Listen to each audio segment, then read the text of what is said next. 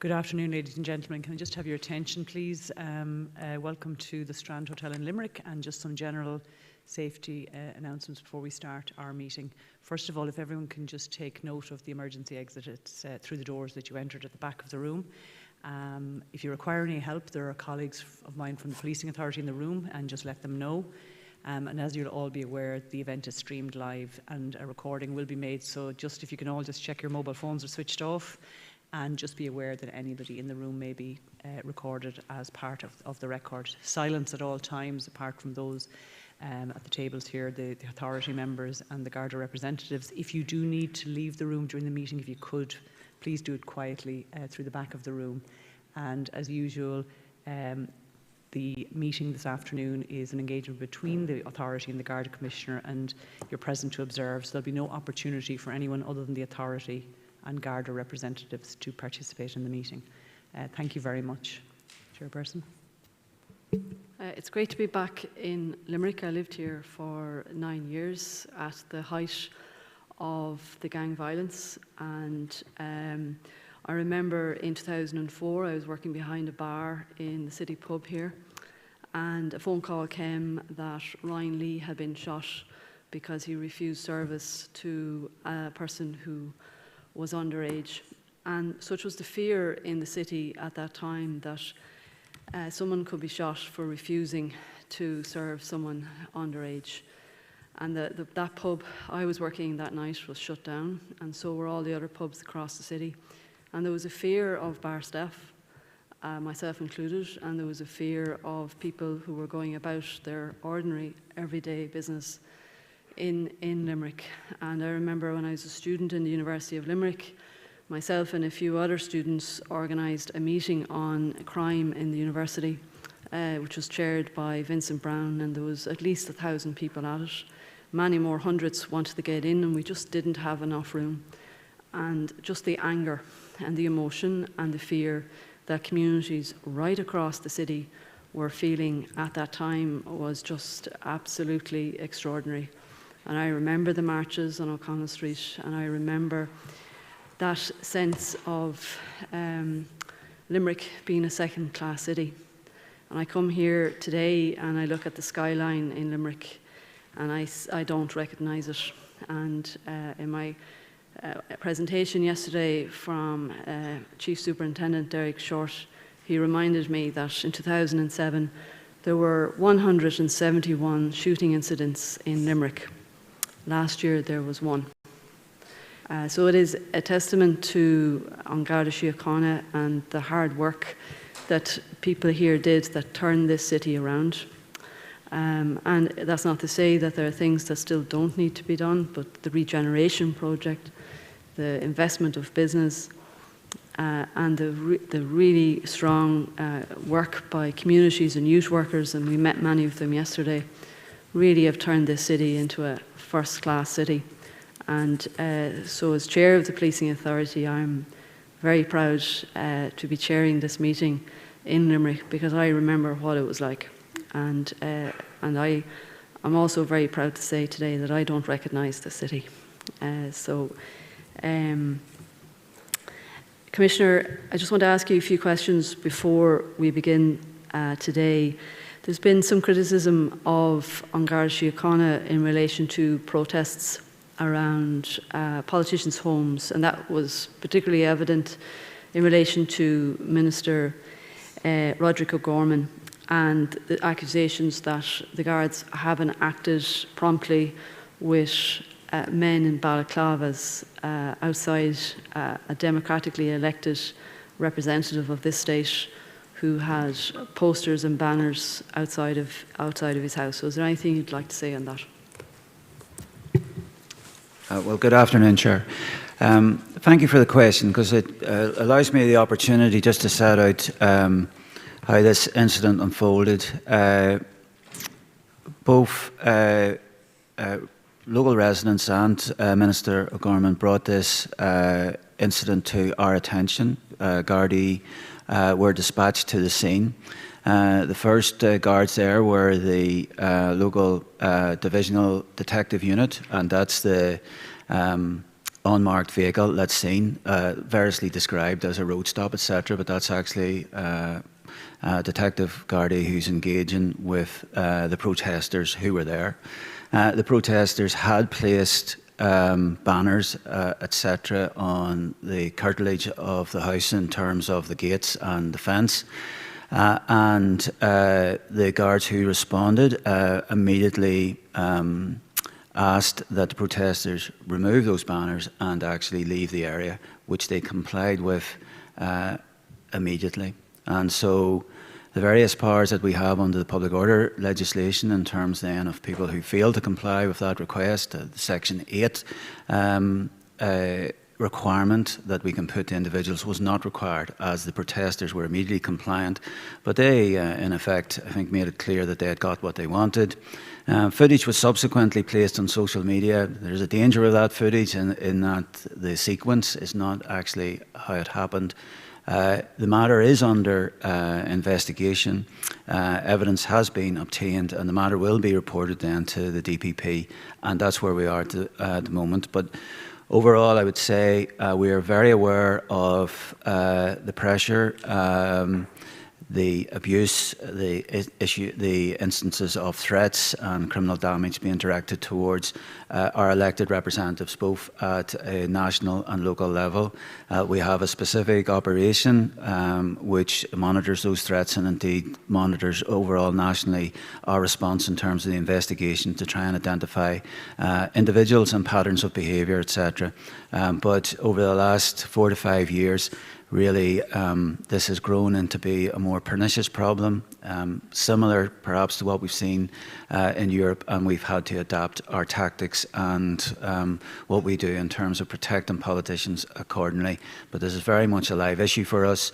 It's a subject of investigation, subject of intelligence gathering, but also then subject of intervention in terms of what we might do to further secure both the places of work and indeed, if necessary, the dwellings of politicians. And Commissioner, what do you say to the criticism that Gardaí on the ground are not always aware of the various powers that they may have at their disposal to exercise in these particular situations? Well, the criminal law in this area is clear and well known, and it's not obscure. The public order legislation dates to 1995, so all Gardaí who are presently serving will have been trained and will have thorough knowledge of that, because it's not just in terms of using it for these circumstances, it's wide-ranging public order legislation, and it's very often used even in the nighttime economy. Other offences can be around harassment, but other offences in respect of criminal damage or indeed a Section 2 assault.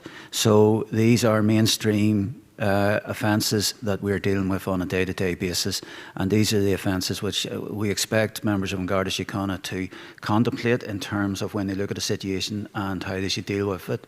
But at the same time, I'd highlight on the Thursday night that a direction was given, a direction was complied with, both in terms of removing the signs but also departing from the area, and that's within our graduated response to these matters. Commissioner, what do you have to say about criticisms in relation to legislation surrounding public order? In respect of, sorry, what? Public order. The equipment, sorry? No, public order. Oh, legislation, sorry, legislation. Sorry, I didn't hear the first part of the question. I've touched upon the legislation that we have. It has stood the test of time. We've had it now for 29 years. It does cater for a wide degree of the policing circumstances that we have to deal with. But I would also point to the fact that as a result of this and the criticism, I've asked that a review be conducted of other common law jurisdictions which might have a different criminal law, set of criminal law available to them, to see if any of that is applicable or advisable to apply in our circumstances. But I've set out some of the offences, and those are wide-ranging offences around criminal damage, harassment, assault, public order, and the powers then that members of An Garda Síochána have. So we're well armed. in terms of legislation. If there is more that we can derive from what other countries and jurisdictions against a common law background have in place, then we certainly will consider that. But at the same time, we also recognise that within our Constitution and the European Convention on Human Rights, there is a right to protest, and these are pretty finely balanced policing decisions that members are making on the ground. But there's no right to break the law, and breaking the law can be as simple as assault, criminal damage, harassment.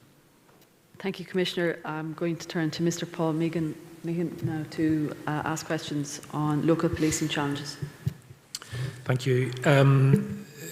Commissioner, just before I get into the area of local policing, we did want to raise one issue with you, which is in relation to the Stardust inquest and the recent finding of the jury that the 48 people who died were subject to unlawful killing. We just wanted to ask you, what are the implications of this for An Garda Síochána and about the potential for any new criminal investigation? Thank you. Well, obviously, together with the state, we would extend our deepest sympathy to the trauma and grief of the survivors and the families of the Stardust tragedy. The verdict of unlawful killing has obviously brought our investigations back to the fore. I've asked then that our National Bureau of Criminal Investigation in effect revisit the two investigation files that have been submitted to the DPP. So that's already underway. So investigations files were submitted in the early 1980s and also then in 2016. And the file in 2016 was a very, very extensive file, and obviously then there's still corporate knowledge in the organisation in respect of that investigation. I've seen obviously the verdict, and that's been widely covered in the media, but we do have a memorandum of understanding with the coroner, and the coroner then will bring to my attention any issues which he thinks are of relevance to An Garda Síochána, but obviously that's in the context of the jury verdict of unlawful killing. So we're at the beginning of the road of examining what's been done, and then the detail then of the verdict, but that means also then the detail of the testimony and the evidence that was provided throughout the inquest.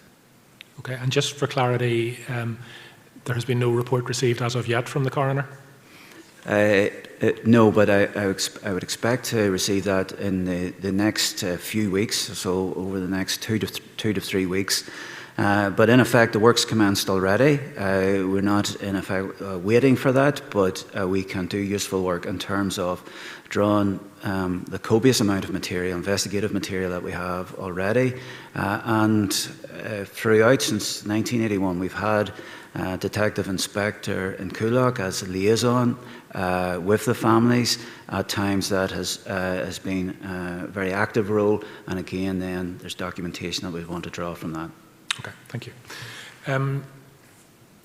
As the Chair mentioned in her opening remarks, the authorities meeting with yourselves today in Limerick, it's the latest in a series of local engagements that we've had across the country in the last 2 years.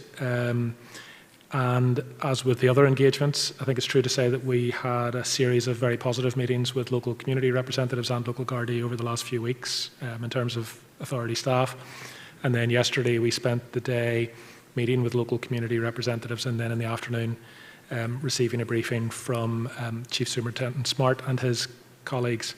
And I think first of all I'd just like to say that both of those sessions were very useful, and to express our thanks to both of those groups of people. It is interesting, I think, from the authorities' perspective, that in the engagements both with the Gardaí and with local community reps, similar issues arise in various locations across the country. One of the issues that we've spoken to you about before, Commissioner, in the context of some of these local engagements, is a degree of inconsistency around domestic violence orders, the service of such orders, knowledge of individual members around the orders. And similarly, we did receive such concerns in our engagement with local groups yesterday morning. One example of which was that an order which was deemed by the court that should have been served in person wasn't served for a period of several weeks because the Garda member who was due to serve it was on annual leave. Now, I understand we've raised this previously with Chief Superintendent Smart and his colleagues, and I understand that processes have now been put in place to ensure that such instances don't happen again. But I wonder, Chief Superintendent, if you might want to speak to those and to reassure women in that situation that they will be properly protected. Thank you very much. In regard to the service of orders, it's something that we are very much aware with the people that we're working with, that we want to make sure everything is done properly. In regard to that, the likes of our domestic protection units are in place to ensure that the supports are given there. These are obviously civil orders that are being served, and I certainly would have had a concern that I couldn't monitor how they were being served because the old Limerick division would have made up of a number of other districts before we moved into the new policing model. So now we have the three main functional areas and the community areas on that. So what we've done through the performance assurance is met with the court service here in Limerick, and we've developed a memorandum of understanding which will establish that all domestic violence orders go to one email address, which will be monitored Monday to Friday. That order will then be given to a specific member who is working at the time, and they have to come back and tell us that it has been served. There'll be a Section 21 statement or order given then that will support the prosecuting inspector in court that will prove that the order has been served, and where it isn't served, we will be told it hasn't been served and it will go to the next member, because there are times obviously when we won't be able to find individuals as quickly as we would like. So this is something that is giving us, it certainly gives me a lot more comfort in knowing that we have developed a system that we can probe into and make sure that it is working for the people that we're serving. Okay, thank you. And I just wonder, Commissioner, because this is an issue that has arisen, I think, on every occasion when we visited local divisions, you know, this concern around the knowledge that individual members have around orders and the service of orders, etc. I think previously there was an indication from yourself that this would be looked at again on a national basis in terms of training for officers, and I just wonder, has that been done or is that being undertaken?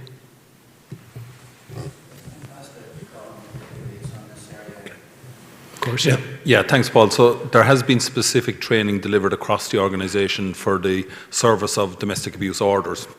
And as Derek has already indicated, while there are civil orders, An Garda Síochána have a central role working with the court service in the service of them. So at a national level, we in the Bureau are directly working with the court service to identify the best method to serve those orders.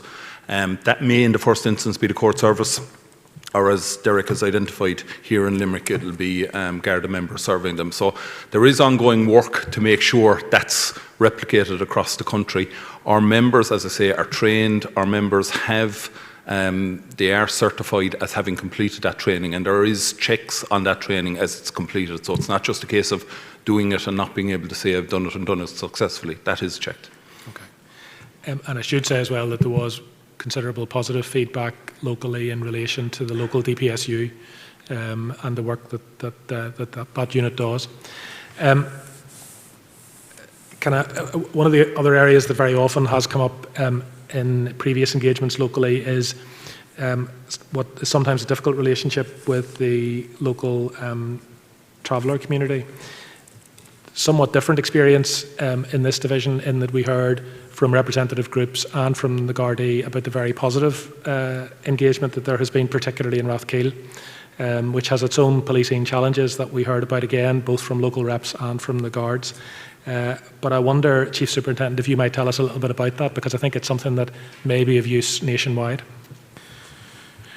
Thanks very much. Again, Rathkeil can be a very challenging area to police in regard to it, because it certainly is probably one of the only places I've ever served in that the dynamic of the whole town changes at certain times of the year, but it is a wonderful community that are based there.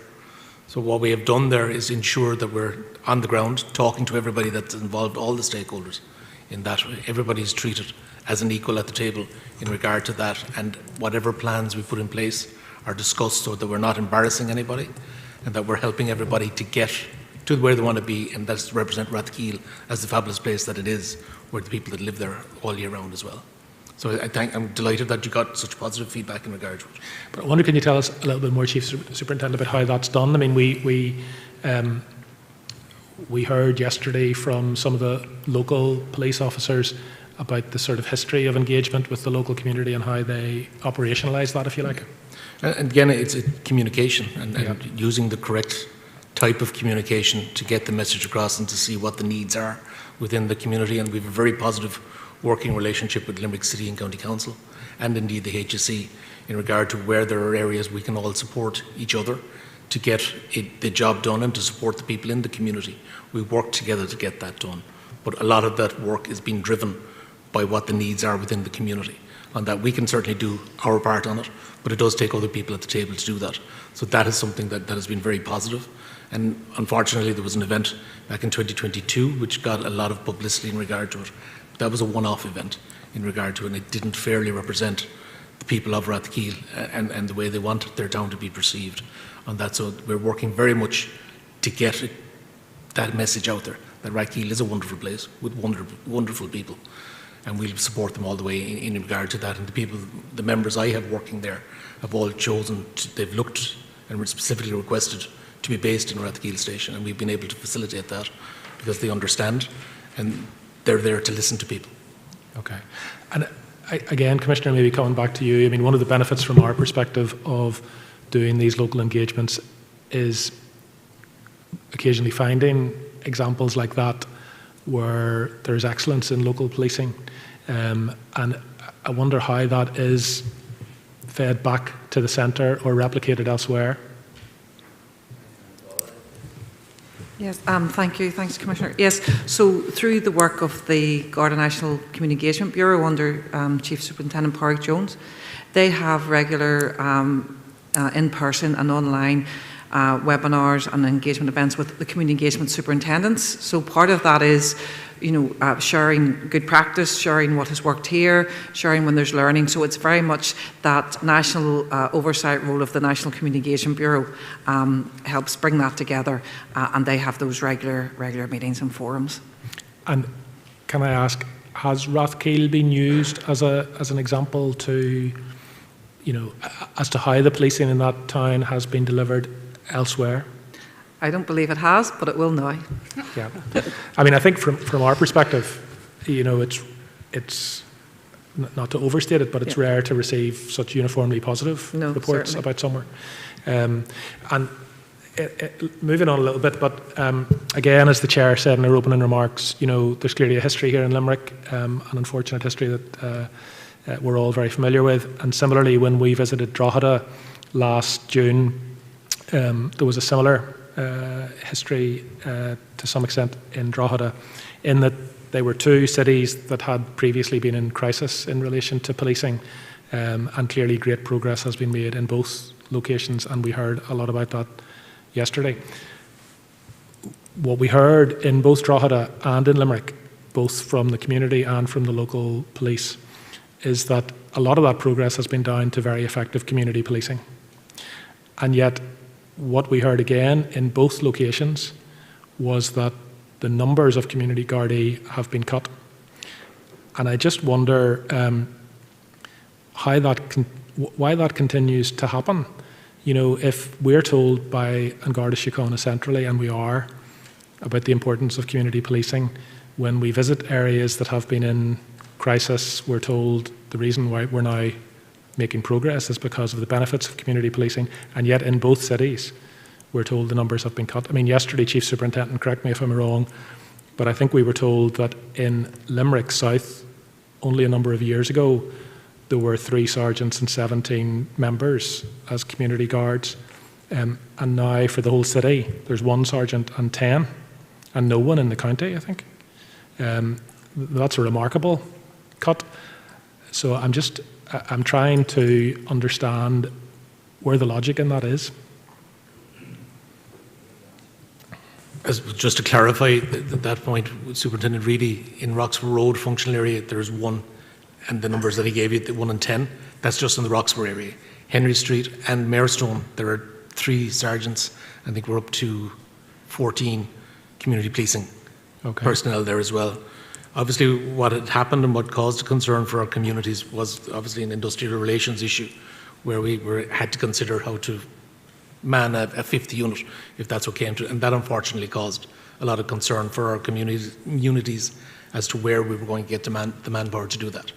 And where people had been just temporarily assigned to the community policing units were obviously one of the areas that we had to consider in regard to that. But I would certainly support what you're saying in regard to it. I was a community policing sergeant here and established community policing in the Marestone area of the city. So I fully understand and get that that is the way we need to get. And I know the Commissioner has described a number of times in regard to Templemore and with COVID, trying to get back to a level where we have that kind of manpower coming back in, because we have a lot of new specialist units that we've had to support as well. But community policing is certainly coming back to the fore. Where we can provide members to it, we will and do provide members to it. But I just wonder, again, centrally, I mean, it very often seems to be the case that when there's pressure on the budget or pressure on resources, it's the community police that are the first to be extracted. That seems to be completely counterintuitive in terms of the success of policing locally and nationally. Is there anything that the centre can do to help local chief supers in relation to that? Well, like our overall resourcing position is that pretty much we've flatlined now for the last 4 or 5 years, and we are in a position where we want to grow the organisation, and that obviously then gives us greater freedom around the personnel. But there's a huge amount of work's been undertaken by AC Hillman's department in respect of the priority given to community policing, the appointment then of superintendents specifically then with in effect a geographical responsibility for community policing and policing of an area, and that's been supplemented then by inspectors and sergeants having responsibility for local areas. And in fact we've mapped out and done something which we hadn't done before, is mapped out the whole country in terms of community policing areas, and then assigned Gardaí to those and provided training as well. So we've done, I think, a lot of work in terms of formalising community policing and making sure that that is given the priority in terms of selecting individuals and the training they're given and the structures that we've put in place. Now, I would like to have a good deal more Gardaí than I have at present, and that would ease some of our issues just around the demand we have to police and all of that there. But community policing isn't the poor cousin in this. It's just, it is a question of managing all of the demand. But we all recognise the importance of community policing, the difference it makes in terms of public confidence in Garda Síochána, and then the difference that makes overall in terms of our effectiveness around the prevention of crime, and also getting public support around the detection of crime and indeed lower level antisocial behaviour. So we emphasise that within all of the time, and I don't think any of us need convincing really about community policing. I think that's demonstrated then just in the public confidence there is in Garda Síochána. But yes, like all of these teams could do with more people in effect. We recognise that. I mean, I accept all of that, and I know the work that Assistant Commissioner Elaine has undertaken, and we've heard about that previously. But the community policing framework and the work that has been done doesn't seem to stop the extractions of community police officers when the pressure's on locally.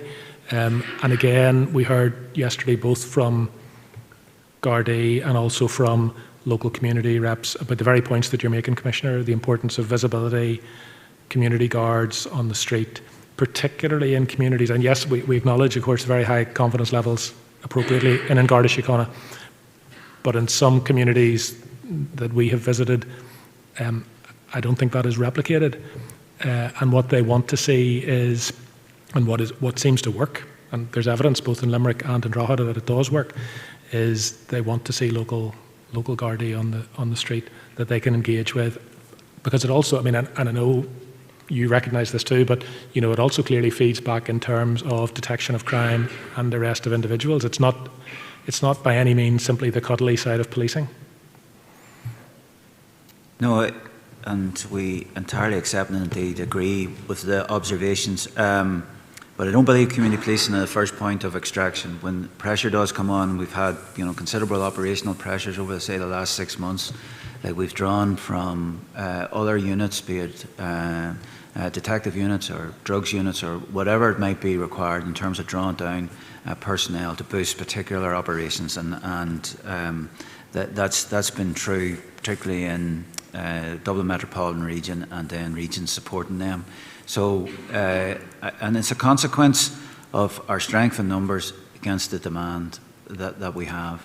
But at the heart of it all, we do recognise and are fully committed to our connection with the community, be it in rural or urban areas. We now, through things like Garda SAFE and the rollout of our roster duty management system, we've gotten more management information about what our people are doing against the calls, etc. coming in. But that then allows us then, to finesse actually our allocation of resources. But we do have a commitment to visible policing, and that's just not in our towns and cities, but also then in rural areas as well.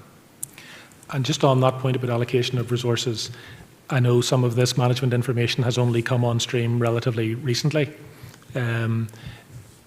Will that new information and those new systems contribute to a review of allocation of resources locally? I don't mean specifically in Limerick, but I mean, Yeah, well, we're going to have to factor it in, but more importantly, it tells us probably with the existing resources how they're spending their time and to what effect. And what we want to be sure is then that like our processes and how we deal with incidents, perhaps that's as efficient as effective as possible. So one of the plans that have been placed in front of you is around detections, and detections in the context of volume crime investigation in effect for weeks and weeks, and make a policy then which can actually free members up to deal with today's crime and to deal with other incidents as well. So it's the management information to make us more efficient as well as driving where the resources should go. So does demand, I mean, for instance, the new Cabana system, we heard about the pressures locally in Limerick that are evident through that system. Will that also, though, factor into an allocation of resources? So, for instance, if Limerick is as busy in terms of the demand on it through that system, and I know that's only one metric, as, let's say, North Inner City in Dublin, does that then factor into a review from the centre as to allocation of resources? Well,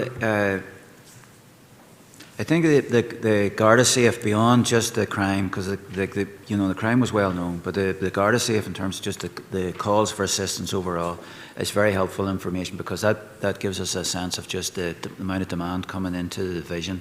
And yes, that will play a part then in terms of deciding resources. We're never starting really from a greenfield site. There is 24/7 stations to be covered. Even though those stations might be a little bit quieter, we still have a responsibility to maintain them and keep them staffed. And we have a responsibility then for rural areas where there's less incidents. But again, people do feel it's really important to have the presence of local Gardaí. Okay. Thank you, Commissioner. And Chief Superintendent Smart, can I come back to you? You've had some experience now as the local Chief Super in relation to the op model. And I just wanted to ask you, from your perspective, what have you found to be the advantages of the op model, and maybe tell us a little bit as well about some of the challenges? I would say Limerick is, I was in Tipperary obviously before I came back to Limerick, so coming back into Limerick, where it's one county that has remained within the new op model in regard to it. It has been very beneficial now that I have one detective superintendent who looks after all the crime for the whole division. So it ensures that consistency right across it. In regard to the community engagement areas, again, it's dealing with people on the ground, getting the message out there and supporting our communities as best we can in regard to it. And then the business services area has been very helpful in regard to that. It has taken Garda members out of the station and back into the front line, where we now have support staff behind us. The trouble or the problem that comes with that is trying to replace people as soon as they leave. if they go to a different organisation, or if they retire. It has been very challenging to try and get those people replaced into the organisation and to support business services. One of the key areas from my perspective is the performance assurance functional area, the PAFA superintendent. That gives me a great sense of, I know the job is being done, and I know we're monitoring it and we're looking, and it just gives me the whole governance around it. And I think that has been one of the better sides of the policing plan in regard to the new functional policing area that we're using on it. And that has been really very, very well, because I can identify areas that I want them to look at. They go and they will do that. We report back, and it's honest and it's open and it's transparent, and we can see and we can share that then with other neighbouring divisions in regard to that. And that's what Superintendent O'Brien does.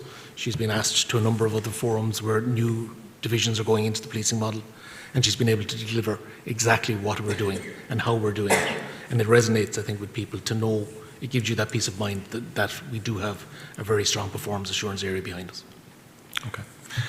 All right. Thank you very much, Chief Superintendent. Thanks, Commissioner. Thanks, Chair.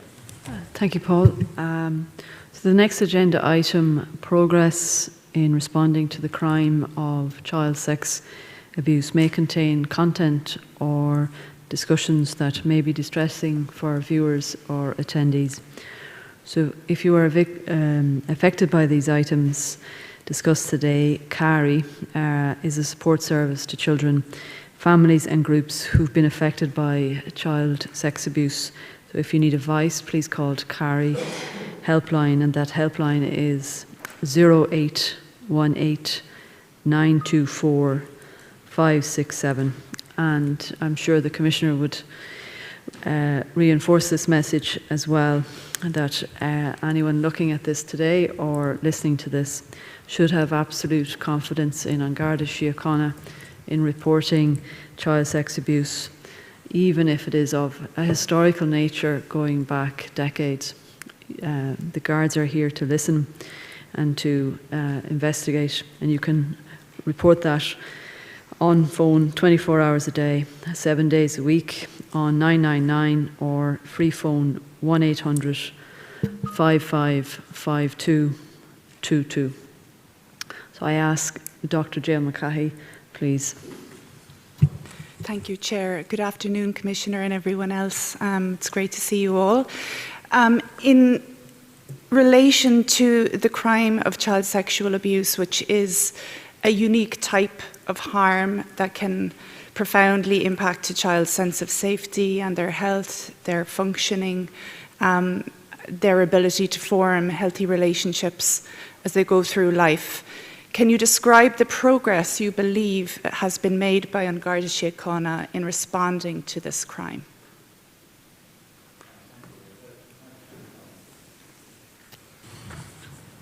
Thanks, Commissioner.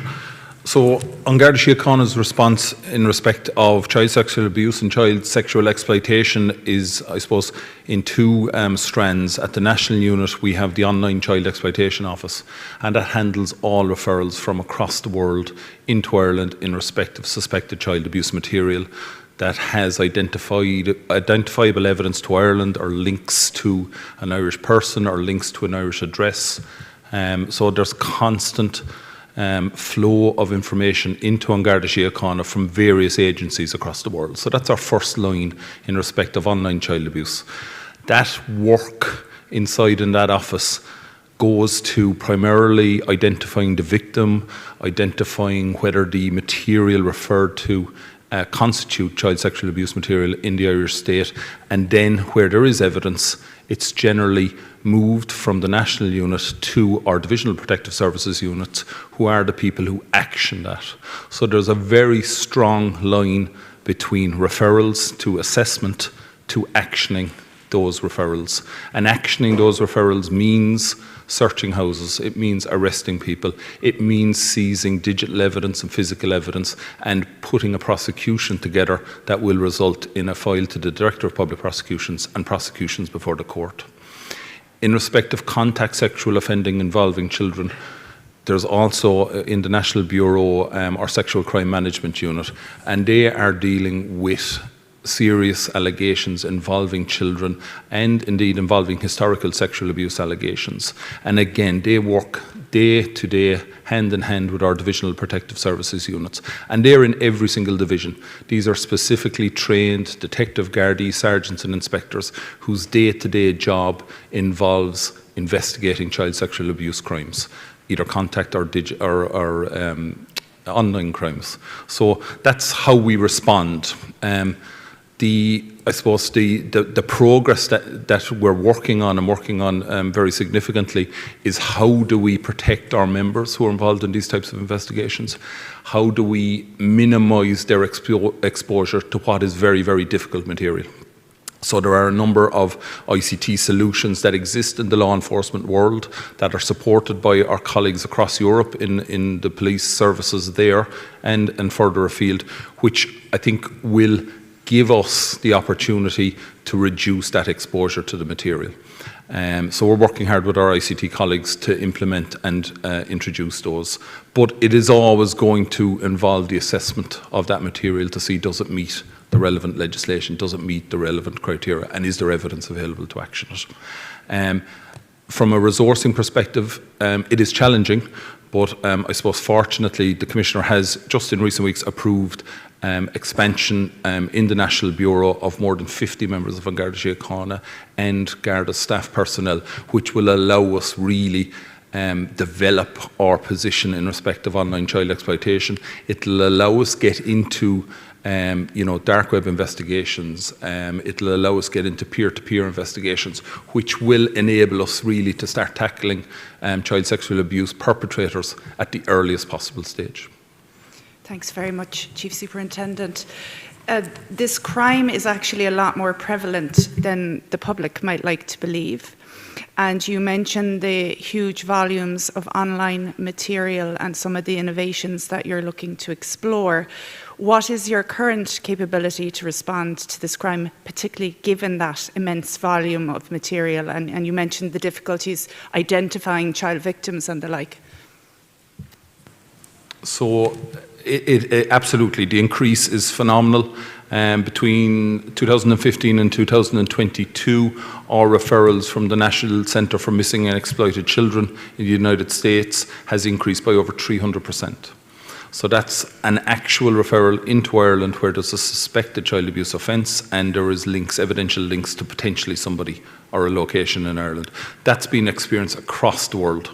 We're not alone in this.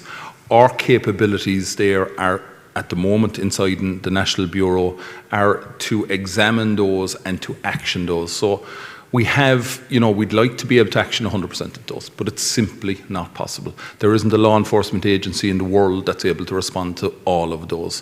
What we are spending our focus on and our expertise on is where we have either self-generated child abuse material, and that's oftentimes children generating material for other children, sometimes for adults, and where we can identify those victims. So we have seen in this year an increase of that. We have targets of that in our policing plan and we're exceeding those targets. So in the first quarter of this year, in fact, we've identified over 25 children, and that's actual Irish children who are victims of child abuse material. We've been able to identify those children, put the relevant supports in place to remove them from the risk or to protect them from the risk. We work hand in hand with TUSLA in respect of that. And that's a big, big focus of that online child exploitation office now. How do we protect those young children? It doesn't always result in prosecutions because oftentimes in those cases, and we've seen children as young as 5 unfortunately being involved and sadly being involved in those cases, our focus there is to protect the child and, as I say, work with TUSLA to make sure the child is removed from that risk. Thank you. I don't know who would like to answer this question, but specialist interviewers remain an area of concern, resulting in unacceptable delays for child victims being interviewed. What is the current capability of the Gardaí and what plan is there to improve this going forward? Well, this is obviously a very important area for An Garda Síochána. These are very experienced members, but it is specialist training, and In effect, also, it's very difficult work, and we have to be mindful of their welfare as well, of being exposed to what often is very traumatic accounts of abuse, and particularly abuse of children. So we have training programs in place, and also then we have joint training then with TUSLA as well, and that's important in terms of the joint interview protocols. But it is an area where, again, this year we're prioritising training to expand the numbers that are qualified to take this on. And as you can imagine, there's the training, but there's also then a period of assessment and, in effect, probation as to your competence to undertake this work itself. And then every year there's a mandatory psychological assessment, in fact a couple each year and twice a year, to just assess the impact there is on your own mental health and well-being in terms of taking on this work. So, but regrettably, it has to be said that there are more and more of these crimes of an intimate nature being reported. And this is a growth area in terms of just demand placed upon us, and then the very specialist response that we have to put in place to make sure that we get the best evidence from the victim. And often, as has been stated already, the victims are quite a young age, and in effect have been, coerced, bullied, tricked into offences which are then committed in effect online. So this is a difficult area to police. And I think Colin's already pointed to its expansion, and it have to be said to the public that online, and particularly on social media, there are real risks to children on social media, that they can be duped into what seems like a friendly relationship, but it's actually a relationship with a predator, which moves then from exchange onto a position of blackmail and coercion and demands, and this is done then often for money, as these images then are sold on as well. So there's a really high risk area, and we have dedicated resources to it, just both nationally and locally, but it's some ways unseen as well by the public because this is happening online. Thank you. Thank you. Chief Superintendent Smart mentioned the benefits of a relational approach in Rathkeel and communicating to people with dignity and respect. In relation to the Byrne initiative and being more child-centred, can you tell us a little bit about the benefits from An Garda Síochána's perspective of that approach, please? Thanks, Commissioner.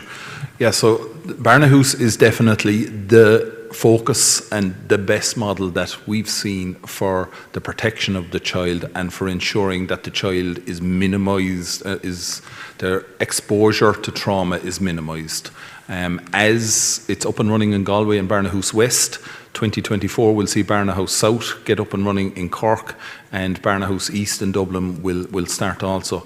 But the mere fact that a child is able to come to a safe space, a properly equipped space where they will meet the investigating Garda, they'll meet the interviewing Garda, they'll have the medical assistance and the psychological support that they need, and they have that once under one roof and won't have to come back repeatedly, is the absolute benefit of Byrne. So our focus in respect of interviewing, and indeed joint interviewing, is working with our partners in Byrne to make sure that that is working properly, that the joint interviewing is taking place, and as I say, that the child's exposure to trauma and re-traumatisation is minimised. But it's not everywhere. So while Byrne is the best model, it's not going to cover the country immediately. So the joint interviewing bit will need to continue in our interviewing suites across the country. So just, I suppose, to add to what the Commissioner has said, the key to that is making sure there are sufficient numbers of TUSLA-trained interviewers who can work side by side with our Garda-trained interviewers. So 2024 is seeing the re-establishment of joint training in the Garda College, which will be delivered to both TUSLA and to Garda interviewers, so that we'll have achieve the full complement of those interviewers again. That leads out then obviously to joint interviewing happening in our Garda divisions across the country, with an ultimate aim to have Byrne House available to all those joint interviewers. Thank you very much. And what involvement have you had in the rollout of the 2 new centres, and what kind of impact do you think this will have on any children who might have to access these services and interviewing under such traumatic situations and circumstances? So we're centrally involved in the rollout. We sit, the Garda National Protective Services Bureau sits on the National Steering Committee for Byrne House. So we're involved day to day in how that runs in Byrne House West and how it will be achieved initially, as I say, in Byrne House South and then in Byrne House East. So An Garda Síochána are central partners to that. It is the creme de la creme of child protection. It's absolutely fantastic.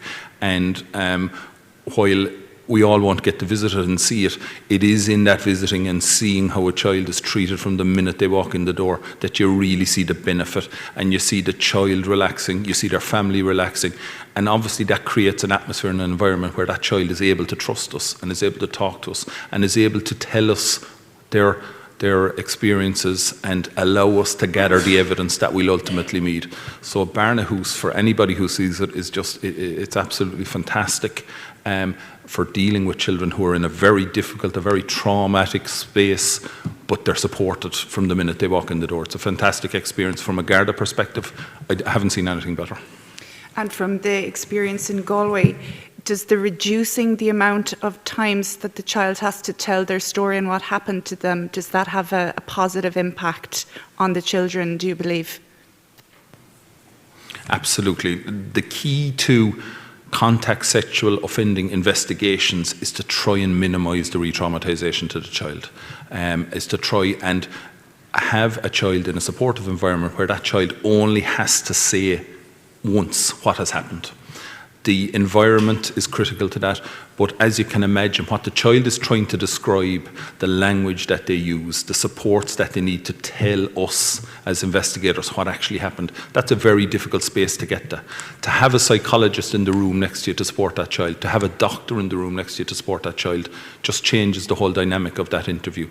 To have that interview monitored and co-interviewed by an external person, whether sometimes the TUSLA interviewer is the lead interviewer, sometimes the Garda interviewer is the lead interviewer, but throughout the interview process, the interviewer who's not in the room is able to communicate with the interviewer in the room to say, we need to focus more on this area, or we need to pull back from that area. So it's a constant dialogue and a constant support mechanism, which really, as I say, I have seen nothing better to help a child through that experience. Thank you very much.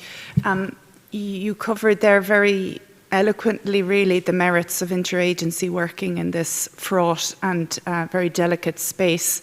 And you also mentioned the positive work with TUSLA, and there's also obviously significant progress been made in the management of child protection notifications. How do you see the interagency working improving further, or are there still key areas that need improvement? Either yourself, Chief Superintendent, or yourself, Commissioner.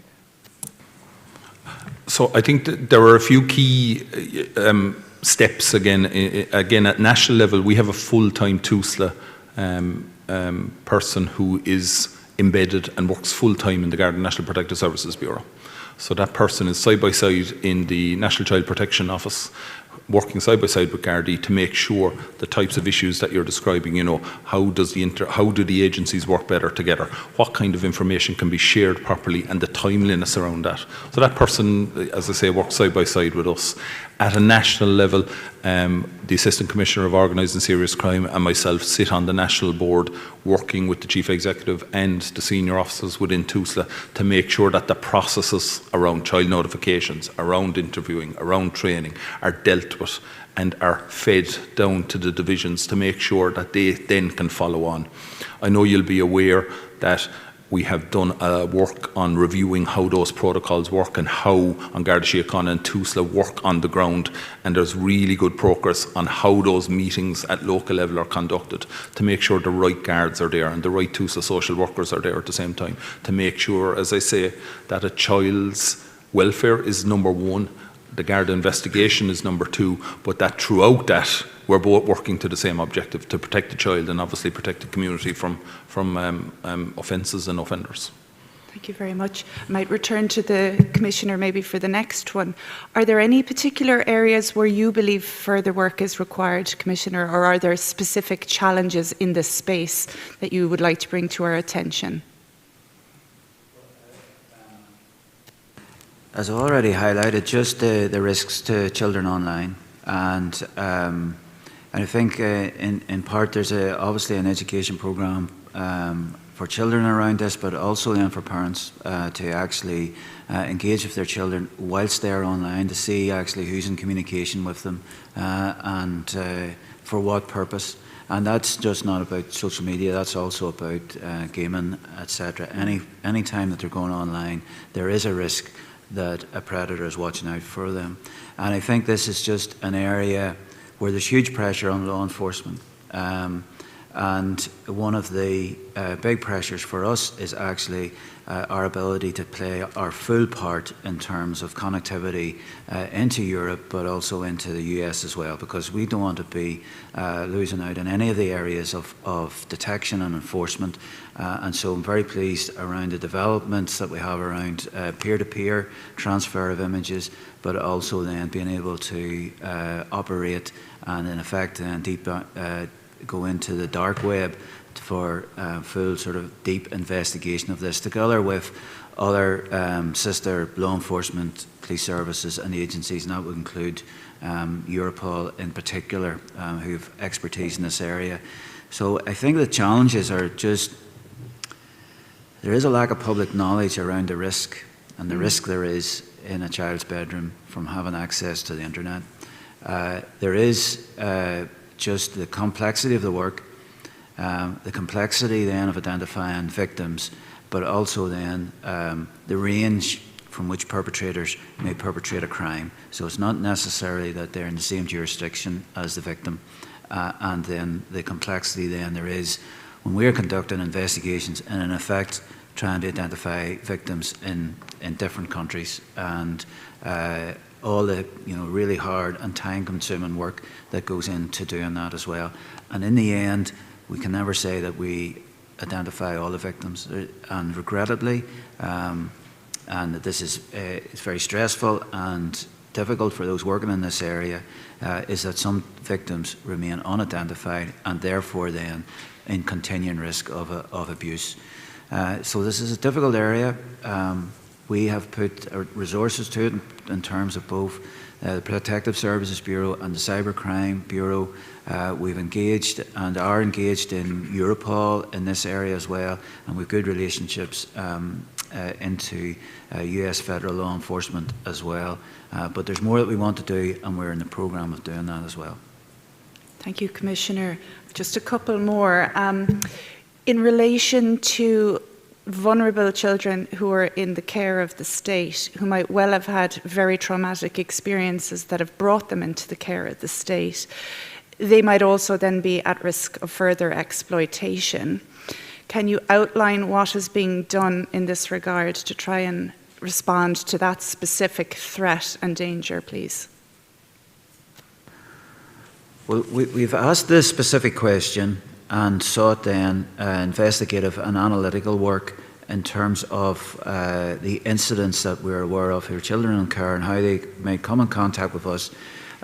We're very aware of the risks, and the risks of exploitation, the risks of being a victim of sexual exploitation or indeed other crime, but also the risks around recidivist offending as well. And take then holistic view with the relevant care agencies in terms of, and TUSLA in particular, obviously, around the protection of those children. We're very mindful of experience in Britain around the grooming and industrial abuse of children, sexual abuse of children. And so we're very mindful of that risk and how vulnerable those children are to that threat and the threats of predators.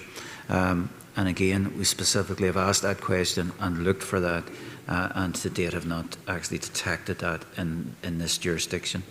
I might turn to Colin in case there's anything else you wish to add to that, Colin. So I suppose of significance is we do have a specific operation that we work with TUSLA to specifically focus on children who are in state care who are at risk of sexual exploitation. So we're currently reviewing the operation of that, but there's a key element to that is the training of people who provide services to children in care, who are engaged with people with children in care. So, you know, doctors, hospitals, the care workers themselves, how to recognise that a child is at particular vulnerability for sexual exploitation. And indeed, it comes into the human trafficking world where a child is in care and is being sexually exploited, and it becomes a human trafficking crime. So we are engaged in briefings and training to those persons who are engaged with children to pick up on the signs that that child is at particular risk. And as I said, the operation is in place with TUSLA, and we're looking at how can we make that more effective? How are we, I suppose, assuring ourselves that it is going to pick up on that child who's at risk of sexual exploitation?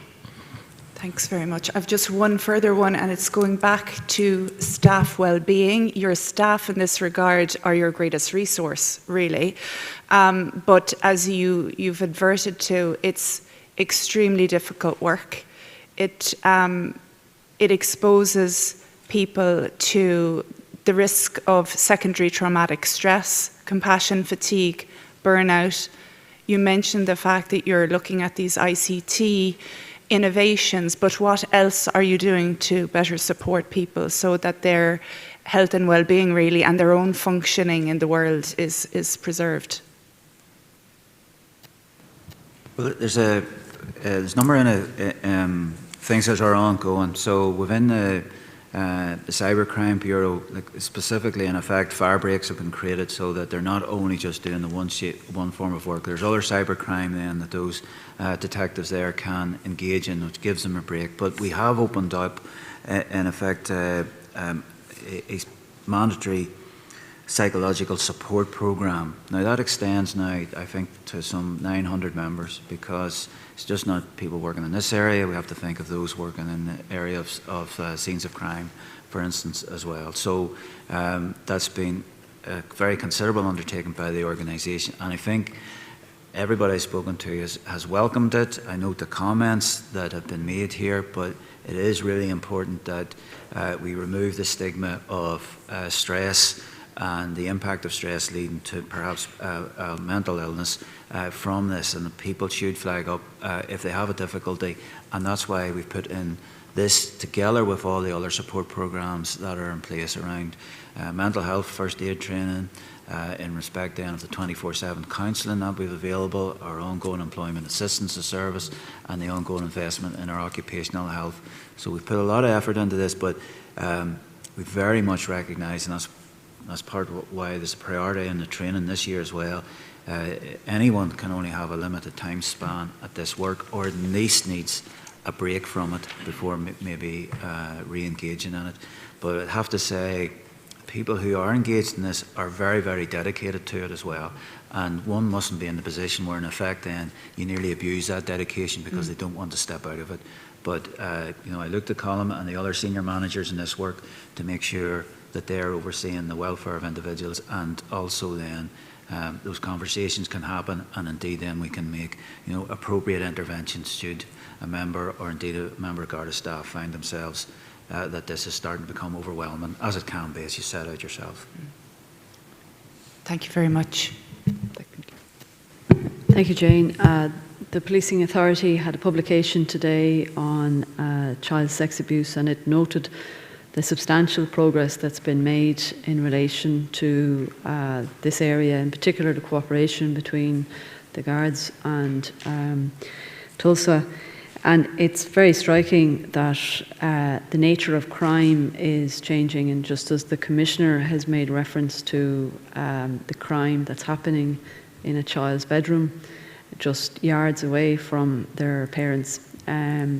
So the nature of frontline policing is also changing, that the people who are conducting and investigating these crimes are not in uniform. They're unseen largely by the public, and they are very much specialist individuals who require specialist attention in terms of their welfare. And so just as the definition of frontline policing is changing, so is the definition of the type of crimes that they're facing. But it's also very striking, Commissioner, that in the public domain there is often a very sanitised discussion around this issue in terms of reference to images, and the public and the parents are entirely unaware often as to what those images contain, and perhaps the public need to have a more honest conversation about what's happening within yards of the kitchen table. So if you wish to comment on that, Commissioner. Well, very many of the cases, I can't actually think of a case where these matters have been contested, and so there is very little reporting on the various detections and then subsequently then the sentencing of individuals. I might say that's different from other jurisdictions where there is more thorough reporting of the modus operandi and then the type of abuse then that leads on from that. But this is the abuse of those who are vulnerable and the abuse of children. And as a society, we should be acutely aware of that and aware of what's happening, aware of the risks, aware of how to prevent it, but also then aware of the nature of the offending and what it actually means. Because it's only by having those conversations that I think we can get to a place of knowledge to try and prevent this happening. The place we are is of somewhat, I would say, societal ignorance of the risks, of the nature of those risks, and then the awful impact this is going to have on the victims. And it's a good opportunity to highlight it here and to highlight the investment that we've made in this and actually, you know, the investment that's been supported by government in terms of investment in ICT and the latest equipment, etc., for us in this regard, but also then the great dedication shown by those members and staff who are engaged in this work. So this is just going to be an ongoing commitment on our part, but we can't overemphasize enough the risks that this presents and the horrendous impact it has. And this is all about a friendship, a breach of trust, which then becomes coercion, blackmail, and then demands that other children are brought in to this scenario as well. So it just gets worse and worse and worse over very short periods of time. And one can talk about literally this going from initial contact to serious offending within weeks. And those who conduct these offences, they use every skill in terms of, in effect, duping a child into who they are and then opening up this just terrible vista of offending against them. Are you concerned, Commissioner, about the prevalence of it, that this is a crime that's growing and growing? Well, we can see from the reports that we receive from the US-based National Centre for Missing and Exploited Children. The growth of that, Colm's already set out a 300% increase of that. So those are reports that are coming from social media sites who voluntarily make these disclosures or make this identification to the centre in the US. There's many social media sites aren't making those disclosures to that centre. So even what we're getting is an incomplete picture of what's on social media and then what applies then to the island of Ireland. So that is of concern. Even what we have isn't a complete picture, even though it's shown huge growth over the last number of years. But at least we're doing something about it. We don't ignore it. We try and identify the children. We try to make the intervention which you think is appropriate around child protection. And now we want to do the next piece, which is the peer-to-peer sharing and try and interrupt the criminal network and the organised crime criminal network which underpins this as well. And this is around individuals sharing images and often sharing those images against financial reward. So it is crime as well in terms of the financial reward that individuals seek to. And what would you say to any parent who may be concerned about their sudden change in their child's behaviour, where they may have concerns about that child and what's happening in their bedroom and on their devices or on their gaming devices, what would you say to that parent? Who should they go to? What should they do? Well, they should either report to us or report to TUSLA if they have concerns that their child obviously has been a subject of such offences. But even before that, they should be intrusive about what their child is doing and seeing on the internet and who they're interacting with on the internet. And just, you know, I can't overemphasize, there are predators on the internet ready then to victimize your child over social media or over some other form of communication. Gaming is another route into this as well. So internet gaming as well. And it's just any forum, internet forum, where one can, in effect, use that to build a relationship with a child and conceal your identity. That's where the offenders are. And before I go on to the next topic, Superintendent Noonan, this is an area that you deal with every day. I mean, is there anything you would say to those parents? I think, as the Commissioner said, it's so easy for a child to get dragged into something so quickly that they don't understand. And I think as parents, and as a parent myself, it's incumbent on us to try and understand it.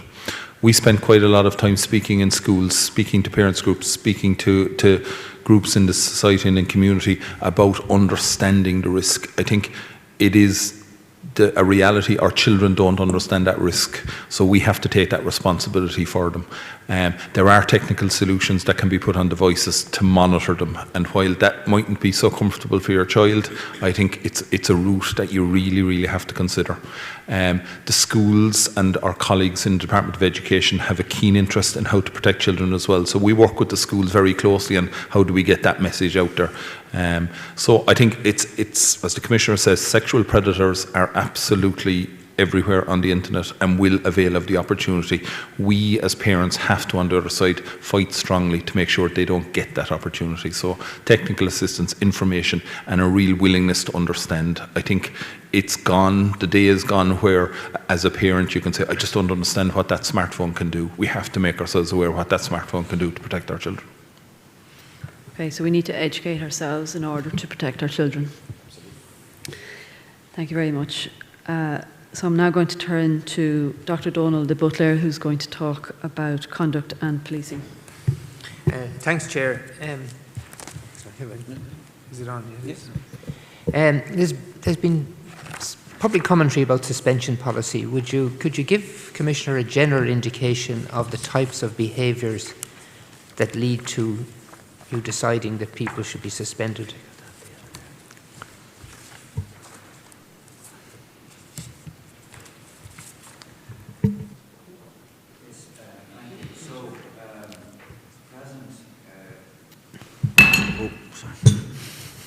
Sorry, at present we have 94 individuals who are suspended, and we've broken this down into broad categories. So in respect of offences of dishonesty, 14, offences of sexual motivation, 13, driving under the influence of either drink or drugs, 13, domestic violence, coercive control, 8, disclosure of information from Pulse, 9, and then criminal association, 8, and then various other areas including assault and abuse of processes and drugs related as well. So it's very regrettable that anyone's suspended from the organisation, and it's a decision which isn't taken lightly. First taken by the Chief Superintendent, and then that decision then is reviewed by Assistant Commissioner Roberts in Governance and Accountability, and then those are subject to then three monthly reviews. So I'm pleased to say the numbers overall seem to be now on a downward path, and indeed the number of investigations and indeed complaints that are being made are on a downward path as well. But it is regrettable, as I say, that so many are suspended at this time. Okay.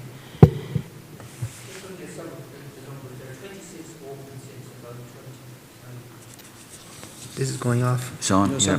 Is it on? Yep. Can't see. There are 26 open since 2020. What are the main?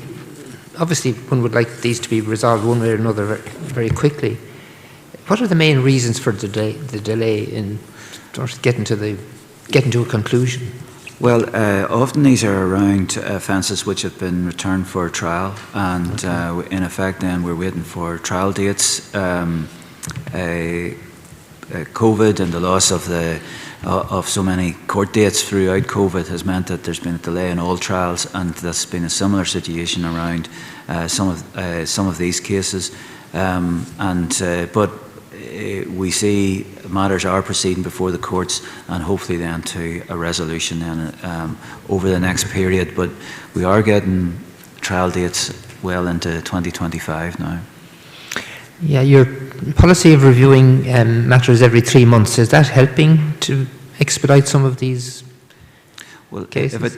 If I turn to John for the process, because he's engaged in that, it's one of the direct responsibilities that's been given to him. Thanks, Commissioner. So, yes, the review every 3 months does bring a focus as to what exactly is happening with each case. And if there is a delay that can be eliminated, then we take steps to do that and try and expedite anything that is within our control. As the Commissioner says, sometimes the matter is not being investigated by An Garda Síochána, it might be being investigated by GSOC. We might be awaiting a DPP direction, we might be awaiting a court date, and then obviously the members concerned who may be facing a trial are entitled to mount defence, and there are sometimes then judicial reviews or other matters emerging in the course of the court process. But the 3-month window or the 3-month review is extremely valuable in terms of bringing a focus, making sure that no undue delay exists, and also allows the member to make any representations about the reasons for their suspension, which will be duly considered then during the course of the review. And I suppose it's worth saying too that we have 94 members suspended, and as the Commissioner says, that's very regrettable. But we shouldn't lose sight of the fact that the overwhelming majority of members are doing an excellent job every day, and their behaviour is without question excellent as they go about their duties. Commissioner, at some stage you expressed some concern about the outcome of some of these cases. How confident are you in the suitability of all members of the Garda Síochána to be in the force? Do you want to say anything about that? Well, as John has said, the vast majority, there is huge trust and implicit trust placed in them in terms of the manner in which they conduct their duties. But you are aware of the results of the appeal panels, and you will have seen then there are a number of cases where, as a result of the panel and my concurrence of their decision, I concurred with recommendations as to dismissal or imposed a sanction of dismissal, and those then have been changed then at the appeal board. But in my view, in some of those cases, a small number, and I think previously I've said to you a number of 3 individuals were out of particular concerns that they still continue to serve in An Garda Síochána, in that there's a complete loss of trust in them and how they use their position as a member of An Garda Síochána to, in effect, prey on vulnerable individuals. So that does give me significant concern, and but as John has said, the vast majority are operating in an ethical way. But I think the other positive thing to say is that many of the instances that we are investigating, or indeed GSOC might be investigating, have actually been the result of members or indeed staff of An Garda Síochána reporting their fears or suspicions or incidents where they weren't content with the actions of another member or indeed staff member. So I think we're in a very positive place overall in terms of the ethical climate within An Garda Síochána, notwithstanding just that I do have a particular concern about a very small number of individuals. Okay. On the following on the CAD 99 issue, is there a danger that people will be involved in that will be reluctant to cancel any calls, and that there's a bit of overcorrection in terms of, and if that's a possibility, is there some way that one can sort of reach a balanced view on that? Well, I do think we have to reach a balance. Just there's numerous calls come into An Garda Síochána, ranging from obviously very, very serious down to calls which are not even intended for An Garda Síochána. We're not even the agency that can resolve them, or the issue is being resolved. So rather than using the expression cancelled, I think we've moved to a better expression, which is resolved without deployment. And then we have to provide then the policy support and the training then for individual members, indeed staff, so that they can feel confident in doing that. AC Cleary has led on that work, and I think perhaps an issue of overcorrection, but we always have to find a point of balance in this, but still recognising this is human endeavour, and at times then people will make judgments which in hindsight can seem faulty. Final one for me. New conduct and discipline regulations are in process. You've expressed some concern about this, about these. What changes would you like to see, and how would they address the concerns that you do have?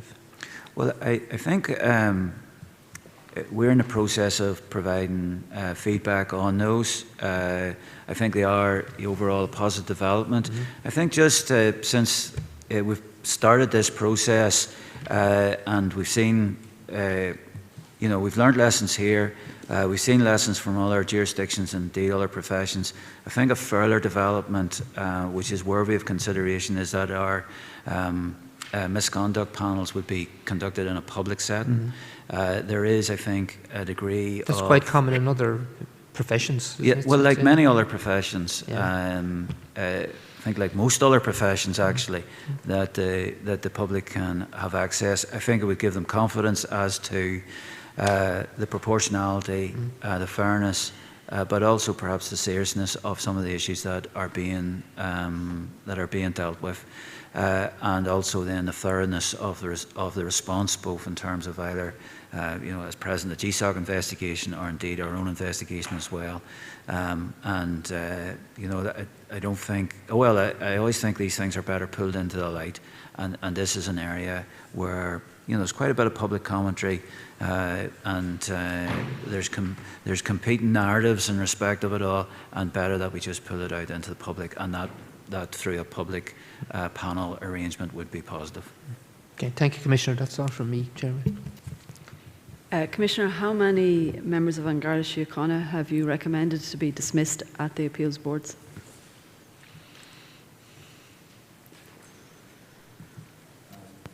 I would have to check back, just off the top of my head. I just don't know that figure. Maybe John has it. I would have to count back through the various determinations. But the reality is that the discipline panel process has not actually seen the dismissal or requirement to resign of any individual. So of all the recommendations you've made since you became Commissioner, how many people have been dismissed as a consequence of your recommendation? Well, in effect, the only dismissals have been in effect through the process where I report to yourselves and engage them with the authority in terms of the concurrence with my recommendation. And so I think in the last 4 years, there's only been 2 dismissals. And in terms of the recommendations, are you talking in single figures or double figures? Sorry, John. Yes, so since 2020 there have been 17 cases. As of the end of 2023 there have been 17 cases which went to an appeal board following a board of inquiry. In not every case, each case is different, but in summary, not every case had dismissal being the final recommendation, but no members were dismissed following the appeal board considerations.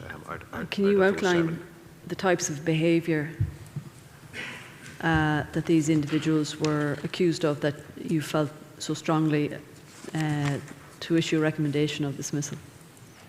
Yeah, so they range from, in some cases there is members who were accused of sexual offences. In some cases it was... When you say sexual offences, what do you mean?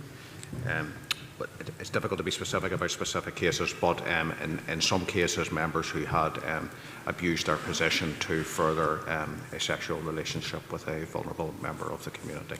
And in other cases then we have matters of driving whilst intoxicated, or large-scale neglect of duty and how they go about their duties. And this is a mixture of things that happen on duty or off duty. And as the Commissioner says then, this is only one route from which members can be required to leave the organisation. It's also worth saying then that, and it's difficult to be precise around members' specific motivation, but there are quite a few cases then where dismissal proceedings are at an early stage and the member has opted to leave the organisation before the dismissal proceedings concluded. So we shouldn't lose sight of that either. Do you know the figure of the... No, but it's too difficult to be precise about them. And Commissioner, you've outlined today that you said that there was 3 individuals that you had a concern about who were serving members of An Garda Síochána.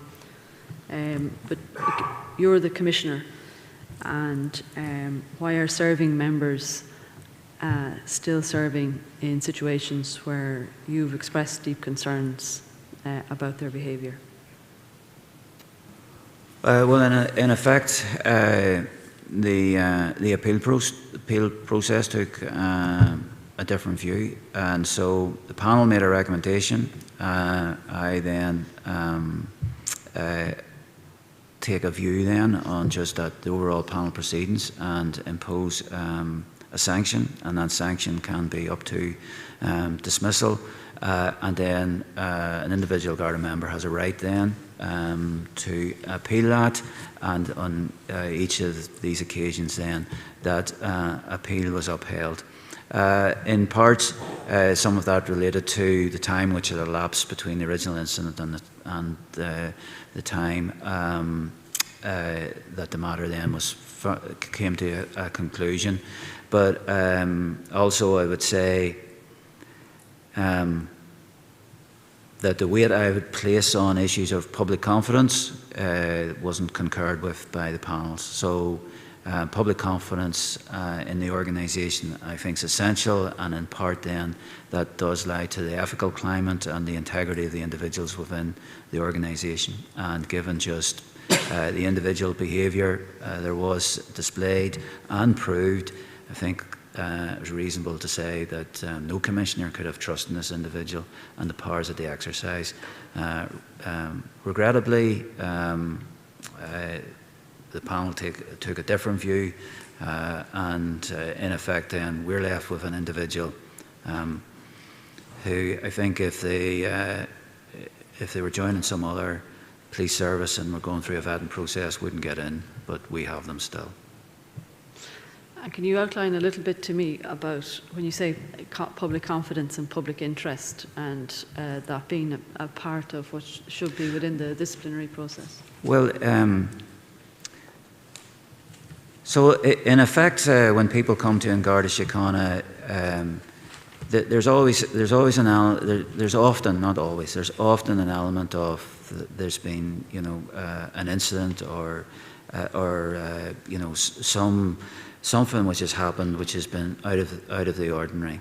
But at times as well, people come to us who are definitely vulnerable through the crime that's been perpetrated against them, their vulnerability in that respect, or indeed the vulnerability of what's happened in their previous, during the course of their life. And what has happened, and I regret to say it's happened a very small number of occasions, but members of An Garda Síochána have used that vulnerability then and preyed upon them, in effect, then for a sexual relationship. It hasn't crossed the bounds of criminality. Those that have been properly reported to DPP and indeed have been dealt with through the courts, but others didn't cross that bound. But I just think then there's a loss of trust. But it's implicit, really, for a police service that members of the public, particularly those who are vulnerable, can trust the individuals that they're dealing with, that they're not, in effect, going to prey on them because of their vulnerability and prey on them to such an extent, so to seek some form of gratification, in these cases, sexual gratification. Thank you, Commissioner. And I'll just turn to Mr. Anthony Harbison, who's going to talk on national policing performance. Thank you, Chair. Commissioner, the first quarter report on the policing plan for 2024 isn't available yet, but we'll deal with that through committee in a couple of weeks when it is available. So if we could maybe just move on directly then to look at a number of other areas, including, firstly, Garda SAFE. Can you set out why Garda SAFE is delivering a better service for the public and why they should ring 999? Well, Garda SAFE is a major innovation for An Garda Síochána.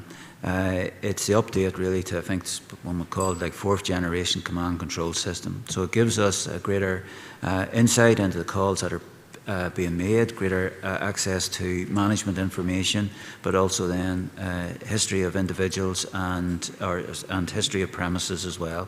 So it's important around just the tasking of patrols, but also then the service that we provide in terms of being well equipped to provide a bespoke service on each occasion then a call is made.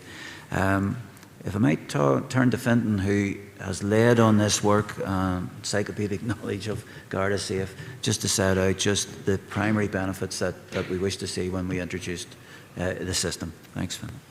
Yeah, thank you, Commissioner. Just as alluded to, it's a highly functional modern system compared to what we had, so it allows for that visualization of data, it allows a visualization of where our calls are coming from, where the demand is, very graphically on the screen. It helps with that decision-making process which has to take place in the regional control centres in a very pressured environment, so it helps us present that information potentially in a more digestible manner that they can make that more informed decision.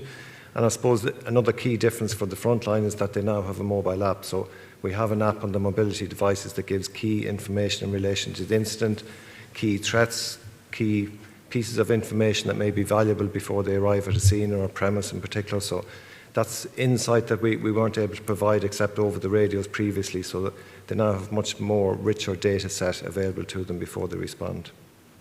Thank you, Finn. Maybe just digging down a little bit deeper in that, in terms of the actual benefits for the organisation, what types of specific information is it providing that informs you of a sense of demand and resource planning that you're able to do this? I get the visualisation of it.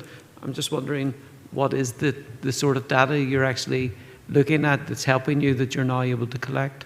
So you mean in analysis to the kind of the service that's been provided? So yes. It is given availability of a much richer data set in that sense. So there's real-time visual information available to management in terms of what resources are available in their particular area, what the demand is in their particular area at a given time in real time, or slightly historically, whether it's in the previous day or week or whatever it may be. So again, that's an insight that wasn't readily available previously. It was more so the analysis services of the organisation had to provide kind of historical reports in relation to that. So there's much more real-time information available, but there is also a much richer data set being built up within the system that our analysis services and others can actually analyse then into the future to get that retrospective sight of what the peaks and troughs of demand looked like and where we had the greatest kind of pinch points, I suppose. And in terms of actual performance, other than perhaps response times, what other areas of performance is it allowing you to target in on or improve? Well, I suppose there was definitely a conscious strive towards improving data quality, so there's a lot more data being captured as part of the life cycle of an incident. There's a lot more emphasis on drop-down menus rather than free text, so that makes it much easier to report on it. There's lots of information added at the closure stage of an incident, which we weren't doing previously. There's business rules now that involve the supervisor much more in that incident life cycle as well, for a whole range of incidents that gives that extra layer of oversight, that extra layer of review, again to improve the data quality. Thank you. Some of the stretching resources have been blamed on the number of calls coming from Garda SAFE system that perhaps should have been cancelled, or, as the Commissioner rightly described it, resolved without deployment, I think is the appropriate way to discuss that. But those calls which haven't been cancelled but maybe should have been obligated to respond to even days after the calls have been made. I'm just wondering what the organisation has done to correct or overcorrect the response to the CAD 999 issues that saw some of those cases dealt with inappropriately, perhaps? So I would suggest that the data we're seeing is that there's a huge improvement in regard to that. With any new system like this, and particularly with something as complex and such a big change as this system, it takes a little bit of time for it to bed in. So what we've seen, we had a phased rollout throughout 2023 across the 4 control centres. Each one has challenges for the initial period after go live, and then we see a huge improvement in the data. So to that particular point about calls potentially hanging on for an extended period of time, it was a particular issue in the DMR region when we went live there in November. There was quite an overhang of open calls for extended periods. We've seen that number fall off completely in the last number of months as people get more used to the system. There's obviously a bit more proactive engagement with the front line and the responders to try and help clear some of those calls more timely, but we've seen a massive improvement over recent months since it went live.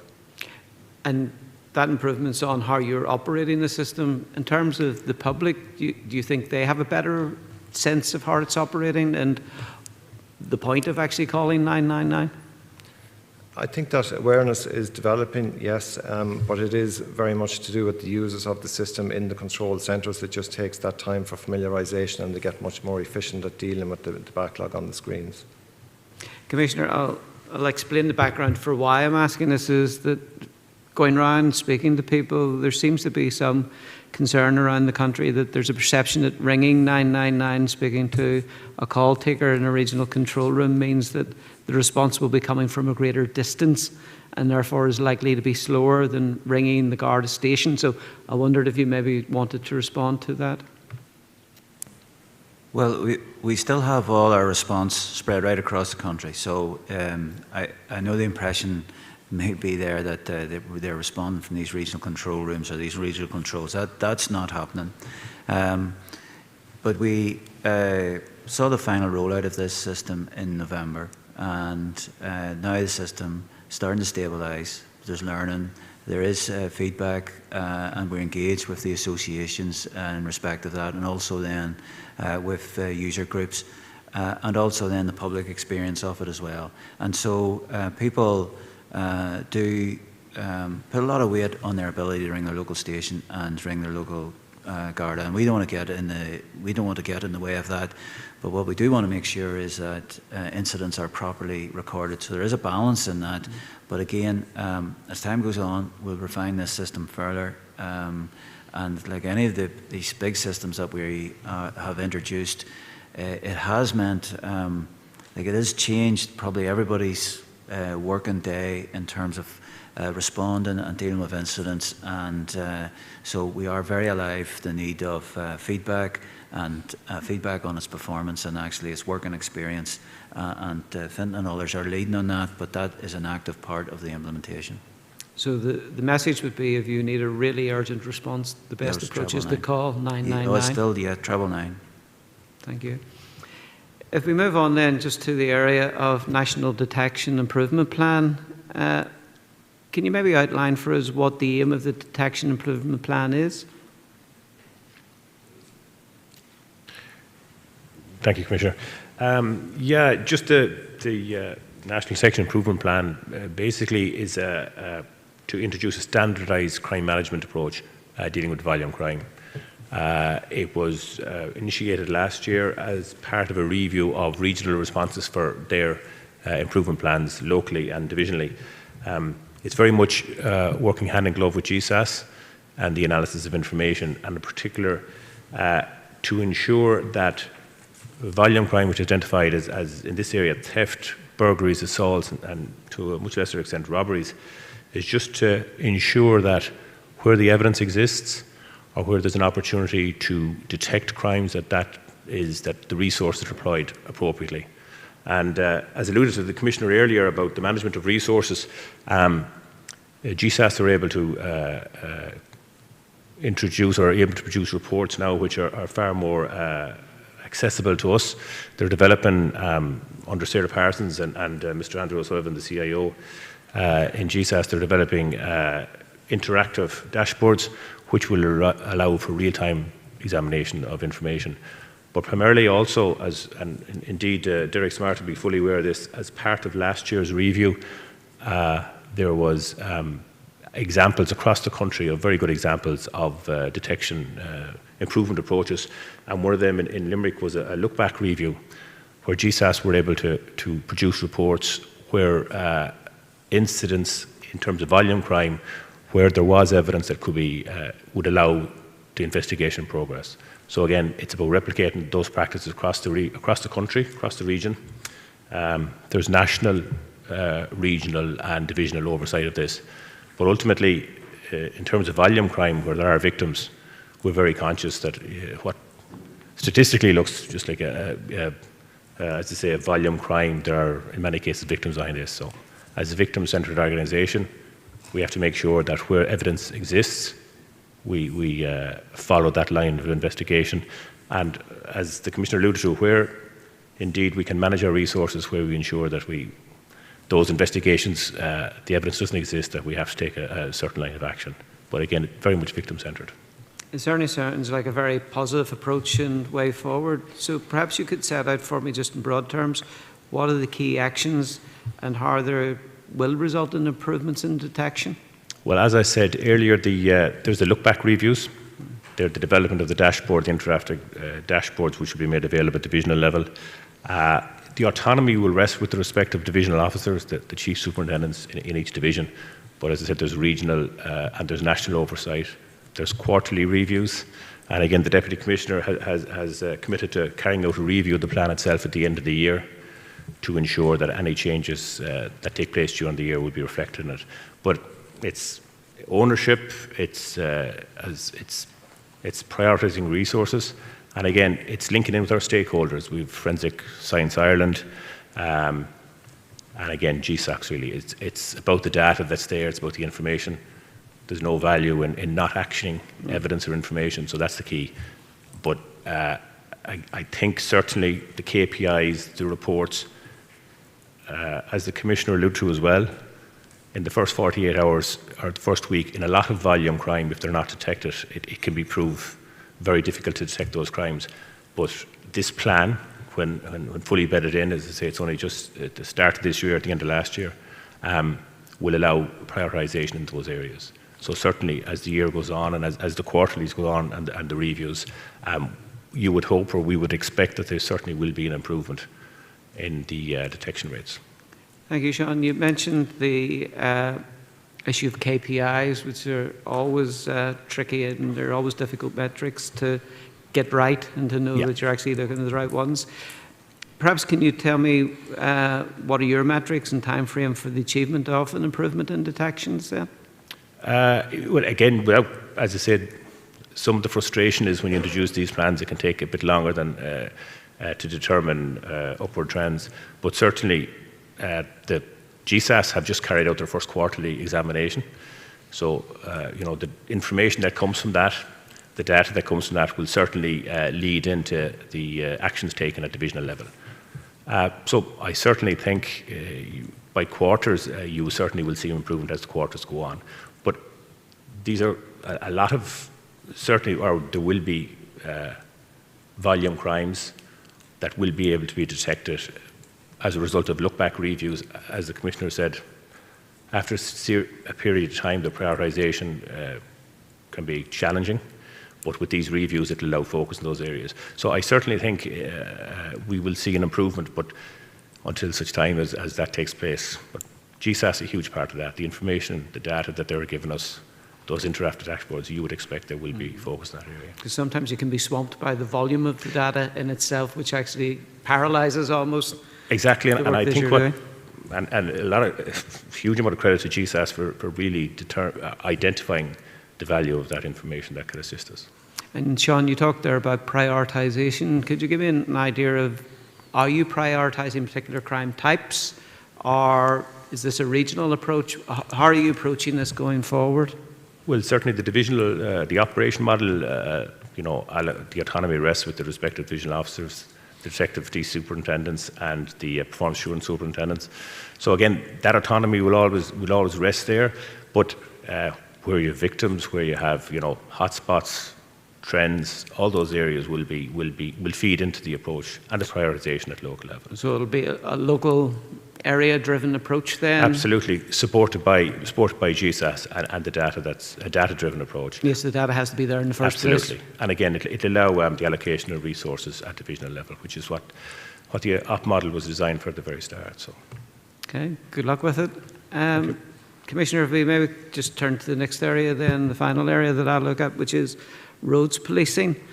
And I'm grateful that Paul is here, and I'm sure you'll pass most of the questions that direction. But can you tell me how the requirement that uniformed Garda will spend a minimum of 30 minutes per shift on policing the roads will work?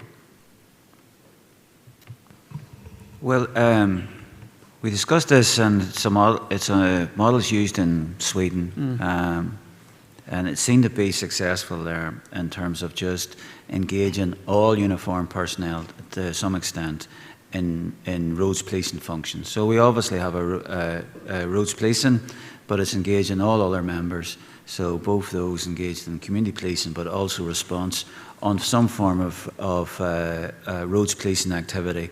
The concentration shouldn't necessarily just be on enforcement. It's also about prevention and visibility. But enforcement is important. We have our 5 lifesaver offences. Obviously, speeding requires specialist equipment, and that is the purview really of the Go Safe vans, and also the roads policing, who have the specific speed detection devices. But there's a lot that other members of Garda Síochána can engage in, and that can be around testing for those, or looking for those who are under the influence, mobile phone use, no seatbelt, etc. But also, I think there's been a very important innovation with the mobility app, and that's then access into vehicle data, which includes no insurance data as well. So in the first quarter of this year, we seized 10,531 vehicles for an array of offences: no insurance, no tax, no NCT, or unaccompanied learner drivers. In the first 12 days of the 30-minute operation, commencing the 12th to the 24th of April, we saw increases in terms of breath tests performed. It was 8,000 breath tests performed, which is a 42% increase on the same period the month before. And similarly then, we've seen an increase in the number of vehicles detained. We saw 1,400 vehicles detained, and that was a 25% increase. And also then we've seen substantial increases in FCNs issued for mobile phone use. That was a 61% increase there. And some increases, small increases around seatbelts and speed FCNs, and an increase in detections for driving whilst intoxicated, 344 detections. That was an increase in 22%. So members have been working hard. This has been making an impact in terms of our enforcement statistics, but it goes much beyond that in terms of our involvement in the overall road safety strategy for Ireland and the other work then that we're undertaking. And it might be opportune for Paula just to talk about some of the other things we're doing around maybe speed safety cameras, etc. Paula, please. Yes, maybe just before we move on to that, Yep. Paula, can you tell me how you plan to evaluate the impact of this particular initiative? Or, sorry, Commissioner. Well, we're getting the initial data in, but we want to get to a position where we have an app to record the activity, whatever it might be, and the detections. This is not something you do for 8 weeks and then leave. This is now a permanent feature, so that we just want it to be a habit for everyone in uniform that they spend 30 minutes on this, and then we look to see what the response is from that. But neither is it a numbers game, and I don't want it to be a numbers game either. Like visibility, deterrence, prevention, education is also vital for that, because if you make it a numbers game, then the numbers become meaningless. We want good detections to be made, detections which make a difference. We've encouraged people to go to where they know are, road safety black spots. We've encouraged presence and patrolling in around schools at opening and closing times. We know that we know the hot spots of when, or the heat map of when fatal road traffic collisions happen, and a lot of that is around just ordinary day-to-day movement, be it in the morning or evening rush hour, and we want our people to be active during that period. But again, the example from Sweden is that you make this a permanent feature of individuals' working day, and that's what we want to do. I'm very conscious of the fact that you can't solve those issues out there simply by policing. This is a much wider issue that goes right across a lot of partners and also a lot of society. So I think you were going to go on, Paula, to a couple of other areas of work that you were doing or that you're going to do. I was just going to ask generally, is there anything more that you think the Garda Síochána can do in helping address these increased fatalities, and what more you think policing can do before we go on to maybe look at how you can do better with partners as well? Speed cameras, average speed cameras, they are the responsibility of Garda Síochána. Paul will set out the plans for the further rollout of speed cameras this year and speed detection devices. And I have to look then, and I've already had conversations with my own minister around a considerable uplift in the overall rollout of static speed cameras, be they single speed cameras or indeed average speed cameras. When we look at the road traffic collisions, particularly the number of fatalities involving single vehicle collisions, but also pedestrians killed and passengers killed, certainly speed is a real element. And some nations in Europe have their major concentration on speed, in that speed is such a determinant as to the violence of a road traffic collision. So I think that's an area particularly where we will have to we'll have to pay extra attention and actually seek the money for additional investment. We have had a further investment in the Go Safe van in terms of the number of hours that they perform. That we committed to that in August and provided the funding for that, and we've progressed that through 2025.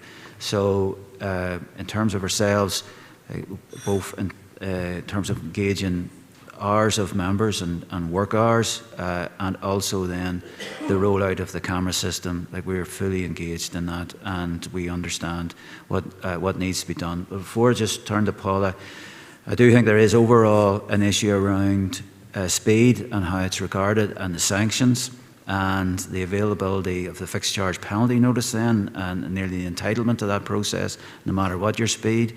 And whereas individuals are really excessively breaching the speed limit and only been dealt with by the fixed charge penalty notice, when they should be realistically facing suspension for such, in effect, dangerous driving by dint of the speed that they're doing. But I'll turn to Paul at that stage. Thank you.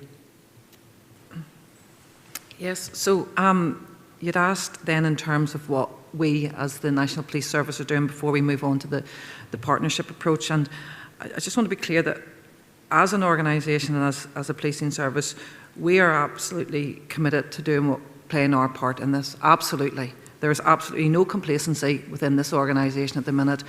The men and women out in the ground are the men and women going to those fatal road traffic collisions. They are the men and women going to the doors of families, and they see firsthand that devastation.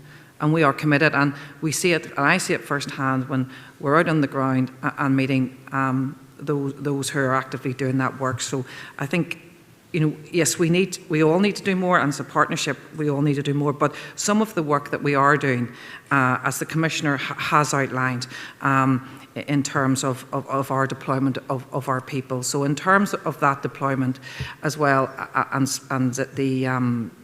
we're also looking at, we've reviewed all our equipment allocated, both to our regular members, because as the Commissioner has said, yes, our initiative for that visibility to make our roads safer, but even before that initiative, our regular members account for about a third, roughly about 30% of our enforcement, because it's a collective approach internally as well. Roads policing is a specialism, but every member, every uniformed member, and others actually, some of our detective units detect those driving with drugs. So we are looking, so as I say, our uniformed members account for about 30% of detections, and they actually account for 75% of intoxicated driving detections. So it's ensuring that everyone has the right equipment. So internally, we're nearly completed our audit of just ensuring, for example, where our own handheld speed detection devices are, to make sure we have maximum use of them. But as the Commissioner referenced then, as the lead agency for the non-intercept, for the Go Safe vans and for those safety cameras, the Commissioner has allocated further budget from within An Garda Síochána's budget to roll out firstly three average speed cameras. So those 3 average speed cameras will be going live in Q3 of this year. They will be in the N5 in Swinford, the N3 in Belturbet, and the N2. We're just finalising the location of that, because some of this has to be, there's technical things need to be looked up for average speed and locations. So they will be going live in Q3 this year. And then the Commissioner identified additional budget for 9 static cameras. We just finalised those locations, reviewed them this morning. So next week will be we will be announcing where those 9 static cameras will be right across the country. In addition, we are working with Irish Rail as well in terms of a partnership approach to looking at 3 rail crossings where they will be partly funding cameras for both breach of rail crossing but also speeding at those locations as well. So those additional 3 cameras in that partnership approach. And as the Commissioner has said, an additional €5.1 million has been identified to ensure that we have those additional 1,500 hours per month of the Go Safe contract right up until October 2025. So we're working to ensure that we have the deployment of those cameras in the locations, because this is also, and for the cameras, it's about changing behaviours, it's about slowing people down, because by the time we're coming, and there is, yes, criminal justice interventions and criminal justice outcomes, but actually if we change behaviours, that is where we want to be, that if we slow everyone down, actually then we will save lives on our roads. No, I agree. Detections are important, but prevention is actually much more important, because you will save more lives that way. Just moving on then to the area of partnership working, is there more you think are other inputs that you can get from your colleagues in other agencies? And I accept average speed cameras, etc., they're not your gift, it's the gift of other agencies. So I'm just wondering... No, average speed cameras are ours. Oh, the average speed cameras? Yes. Oh, I thought they were going up by the transport authorities. No, there is some partnership working in terms of installation, but the actual purchase ownership of them is purchase, ownership, maintenance, monitoring is An Garda Síochána's. All right, I hadn't appreciated that. So in terms of then the partners what more are you asking of them, or what more are you expecting from them? Well, I think, as we have a road safety partnership board, which is the governing board around the government's road safety strategy. And I think if we look at that, there's 186 actions on the government's road safety strategy. Of those 186 actions, 18 are owned by us. And of those 18, actually 12 are only solely owned by us. So I think that number speaks for itself in terms of partners. Now, we work very closely, and I work very closely with those in that space, and we meet regularly as part of a partnership board, undoubtedly. And I know, in terms of some of the work that we do need, while we own the safety cameras, there needs to be collaborative action with local authorities to install cameras, and that is happening. There is that cooperation, and people, I think everyone as a society wants to reduce this trend. But I think, I suppose, if we look at it from the start to the finish, as you talked about prevention, so it starts at the education level. So I think it is looking at, what is a national consistent education programme that we have, and I think that is something that needs to be finalised. We have stepped into that space a bit, and actually with an initiative that started in Limerick and has been ongoing in Limerick for over 14 years with the Lifesaver programme, the Lifesaver project. So, when we realised and we saw the increase in road deaths, and especially amongst younger drivers, we upscaled from what has been happening here in Limerick, and was funded by Limerick Council and by Sergeant Tony Miniter and Inspector Park Sutton, with the great support of the Chief Super here, of Derek, that has been upscaled, and we have actually trained over 200 guards, and we are going into schools at transition year.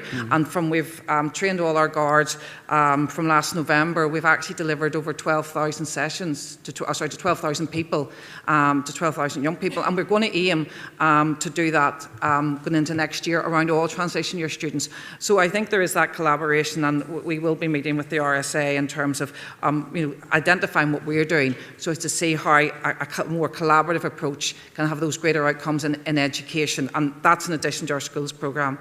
I think the second thing then, in terms of that whole education, is the engineering and the road design. I think how, as a partnership approach, how that information is shared to ensure that we are designing safer roads and safer road networks. I think that is critical, and that is linked to technology.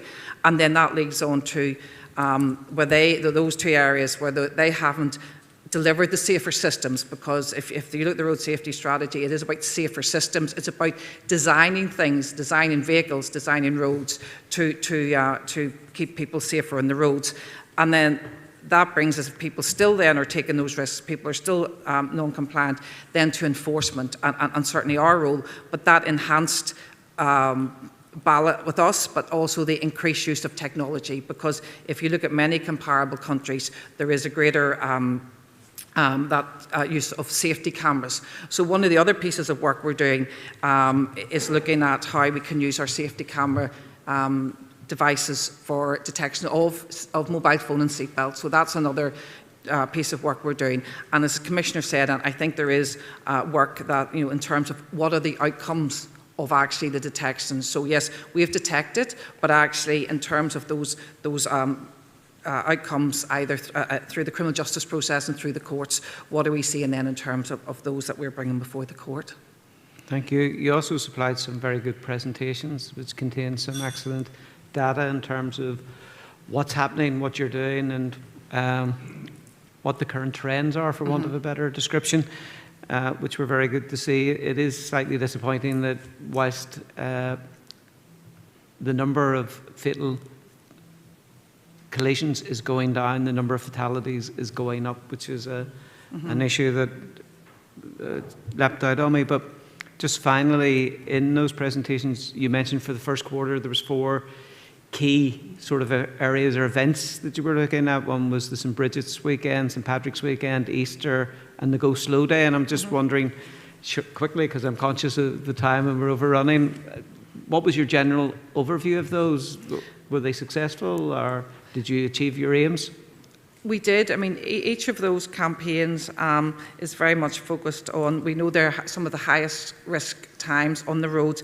And I think for many of them, we achieved that again through that evidence-based deployment, but maximum use of our own IT that we're using. So, for example, this year as well, in terms of our mobility devices, our 14,000 devices issued to all our members now, roads, policing and regular units, maximum use of our ANPR devices. But one of the things that has been really transformational for us, a game changer our members are calling it, is the insurance app. So we now have direct access to that insurance data. So in the first 4 months of the year here, we've seized over 5,000 vehicles for no insurance alone. So during those operations, we're very much using the IT that we've given our members to identify those offences, including no insurance. And if you look even just at our last our National Slowdown Day, because we really want to slow people down, we had 755 detections on that day alone, 2/3 of those detected by ourselves, and the other third on the effective deployment of Go Safe vans on the 80 and 100 km/h roads where the fatalities are happening. So we have, in terms of those operations, and we are planning now for next month, for May, we're going to do, in addition to our operational plans, we're going to do a national day focusing on tyres and looking at safety of tyres, and we will be issuing additional equipment to our members ahead of that in terms of measurement of treads and tyres as well. So, we are very much focused on educating, engaging and enforcing then to ensure that we make our roads safer. Thank you. Thank you, Anthony. I wish to also thank a deep sense of appreciation to all the communities that have spoken to us in Limerick, and I'm just struck as we go up and down the country and talk to various people who give so freely of their time to us and their confidence to us, how many unsung heroes there are in Irish society, whether they are youth workers or whether they're people in various migrant or traveller organisations or rural organisations or the IFA or business groups, and their commitment to their communities are ones that we're always astounded by when we meet them, and the passion that they have. And I want to reassure them that we listen to you, and you may not have heard the concerns that you raised with us today, but they are fed back into our work, and they are fed back into other work that we do. So I do want to give that reassurance to you and to thank you for coming to these meetings. And I would also like to thank Chief Super Derek Smart, who I misnamed earlier, but as Derek Short. And as I said, it was a deep sense of pride that I had to see, 20 years later, I'm revealing my age now, from when I was a student, to see the skyline that's here and the city that's here, and that partnership approach that the Guards have here and in other areas to turning around the city with the communities that they serve. And so I want to thank you and your team for being so honest with us and for giving us so much of your time in what is an incredibly busy district for you, as we now know with Cabana. And no doubt the Commissioner is going to be inundated with various requests from divisions, because they're now armed with this information about the busyness of their districts. So with that, I just want to thank you again for your time today and that engagement that you've given us, and enjoy Limerick City. Bye.